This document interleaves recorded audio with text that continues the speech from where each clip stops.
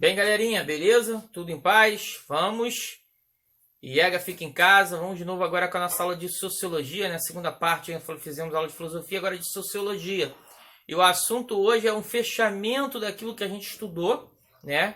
Agora a gente vai ver só passo a passo da historiografia desses sistemas econômicos, de uma forma resumida, e as crises que também aconteceram nesses sistemas, né? Claro que até o momento exato que nós estamos vivendo hoje, que é o momento do neoliberalismo, da globalização, isso é um capítulo para as próximas aulas, mas a gente vai fazer a primeira fase. Se a gente começou lá falando dos modos de produção, desde o primitivo, passando pelo asiático, né, chegando ao modo de produção escravista, né, até o período mercantilista feudal e mercantilismo, nós chegamos agora no capitalismo de fato, Revolução Industrial. A primeira onda de Revolução Industrial, a partir de 1780, começa, né, através das grandes invenções, e vai até 1840, esse primeiro momento, essa primeira onda, porque vai ter até 3 ondas de Revolução Industrial. Essa primeira onda, quem dita as regras, quem dita o caminho, quem dita a direção é a Inglaterra, por causa de vários fatores que trazem desde as revoluções britânicas,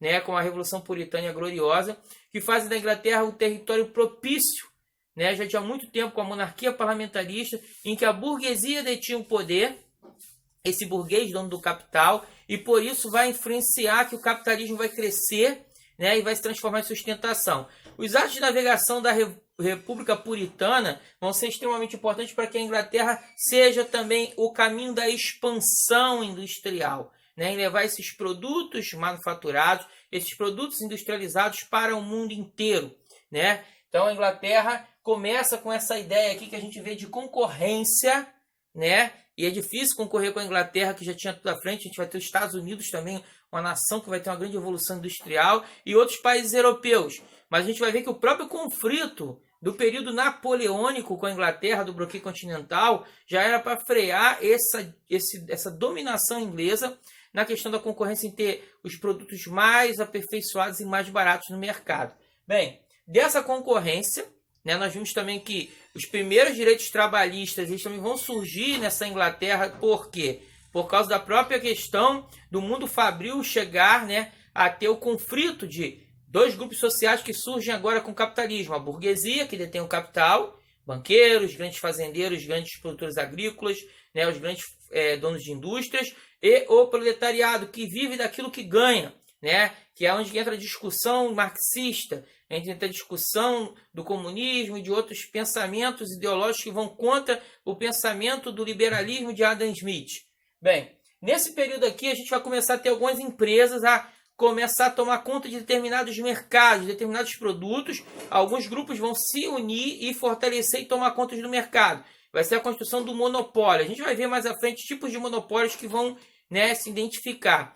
Esse monopólio vai se construir na questão de nações um período chamado de imperialismo, ditado principalmente pelos países europeus, né? A gente tem a conferência lá de Berlim, que eles fatiam a África como se fosse uma pizza, cada um tomando um pedaço.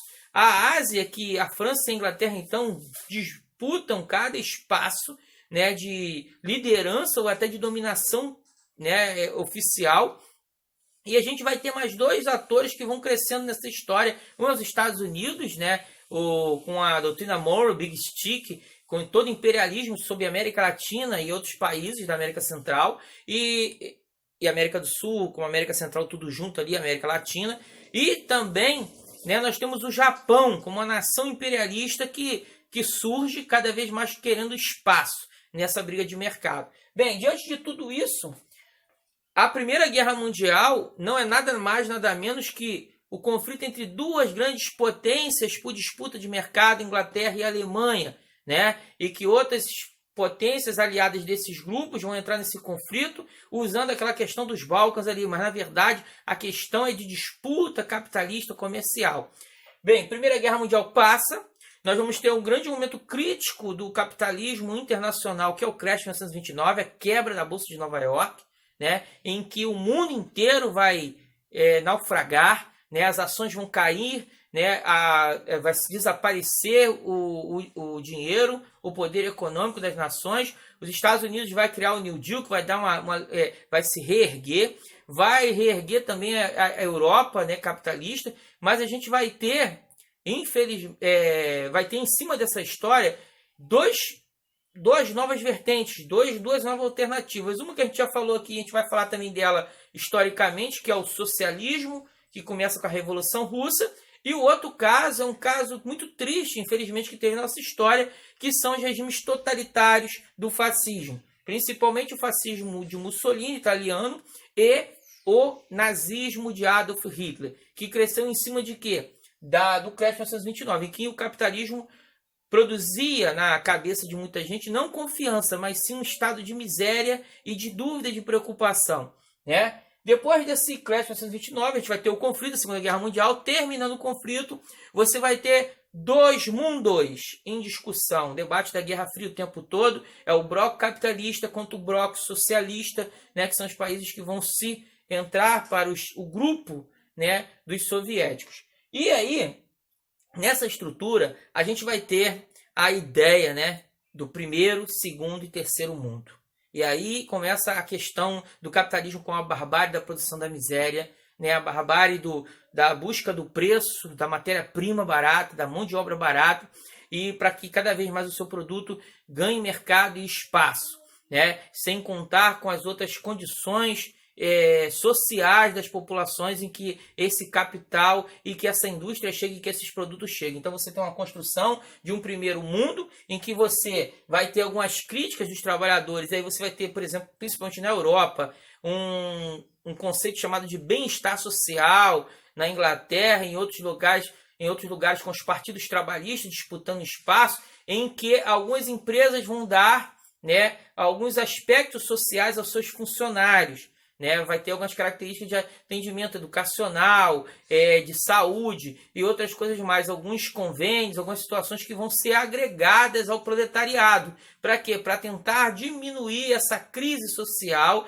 essa crise econômica entre os burgueses e o proletário. Só que no terceiro mundo isso não vai acontecer. No terceiro mundo o capitalismo selvagem vai imperar, né? E a gente vai ver as oligarquias cada vez mais deter poder e a gente vai começar a ter uma sociedade, alguns grupos abaixo, né, do que a gente chama de limite da miséria. Então a gente vai ser criado as grandes favelizações na América Central, na América do Sul, né, na Ásia, em países também extremamente capitalistas, em que você vai ter um grande diferencial entre grandes arranha-céus e vários conglomerados de favelas e comunidades bem pobres e precárias.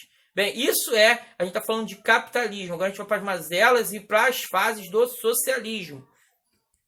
Bem, agora a gente vai do socialismo, né? Socialismo, Revolução Russa, né? Lembrando que em fevereiro de 1917 começa a Revolução, mais uma revolução ainda moderada com os mencheviques no poder. Para a gente, a revolução de fato socialista é a Revolução de Outubro de 1917. Os bolcheviques, através do seu líder Lenin, Vladimir Lenin, eles tomam o poder, né, da Rússia e aí começa-se a estruturação de um país socialista, né? Socialismo, lembrando, como Marx fala lá, ditadura do proletariado, caminho para o comunismo, que seria o fim de todo esse mecanismo, como um mecanismo a assegurar, né, a capacidade do povo de fato conquistar seu espaço nas escolhas da sua vida, da sua condição de ser governado. Bem, o Lenin vai morrer em 1924, e aí a gente vai ter uma disputa dentro da nova nação que se fortalece, chamada de União Soviética. Lembrando que o Lenin vai fazer um momento lá de um capitalismo externo, mas socialismo interno, naquele momento lá do comunismo de guerra, né, do momento do NEP, a nova política econômica, mas em 1924, com a morte dele, já está estruturada a União Soviética, já anexou algumas repúblicas, e aí você tem uma disputa política entre o Trotsky e o Stalin, que seriam os dois herdeiros políticos do Lenin. O Trotsky era um cara que pensava numa revolução permanente, que a revolução socialista deveria não ficar preso só à União Soviética, mas acompanhar o mundo. Ele tinha ligações com partidos trabalhistas, partidos comunistas pelo mundo inteiro. A necessidade de uma grande revolução dos trabalhadores, do operariado, do proletariado tomar né, as rédeas dos governos em todo o planeta. Compensação, Stalin dizia que o socialismo em um só país, que a União Soviética ela tinha capacidade, por vários recursos naturais, né, de ter condições de se manter por si próprio. Stalin vai ser o cara que vai dominar o poder, vai perseguir o Trotsky, tem aquela questão do assassinato do Trotsky, né, que o Stalin, não só o Trotsky, mas todos os seus rivais, ele persegue veemente. Mas o Stalin vai começar a ditadura, né, um regime totalitário de esquerda, que é o stalinismo.